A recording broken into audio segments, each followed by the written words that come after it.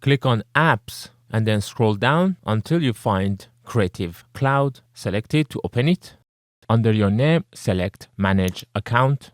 In here, click on Manage Plan. In the section End Your Service, select Cancel Your Plan. Then you will need to log in again to your Adobe Cloud by entering your password. Then it will show you a summary of what would happen after you have canceled your plan. Because it's less than 1 month left, I have already paid for the 29 days remaining. And these are some other things that I would lose after canceling my subscription. Once you're happy, click on Continue. Then you can check the reason why you want to cancel. For me, it's because it's too expensive. And then click on Continue. Once again, it will try to pursue you not to cancel the plan by changing your plan. To continue to cancel, click on No Thanks. Then it will give you some offers. For example, your price for the next 60 days would be 0. And then if you would click on View Offer Terms, you could see to get this offer, you would need to automatically renew your annual subscription. And then after the 60 days, pay the full amount for the remaining of the year. Then there is a second offer, which I think is more reasonable by giving around 50% discount monthly. And it requires a 12-month subscription commitment. But if you're still not happy and wanna cancel anyway, then click on No Thanks. Once again, you will get a summary of the things that you would lose by canceling. And as a final step, click on Confirm Cancellation and make sure you get this message saying your subscription has been canceled. It doesn't mean that your account is deleted, but now you would be downgraded to Creative Cloud free membership, with which you could still use the following services. And just make sure you get the cancellation confirmation email. And when you close this page, you should get this message saying you canceled this plan.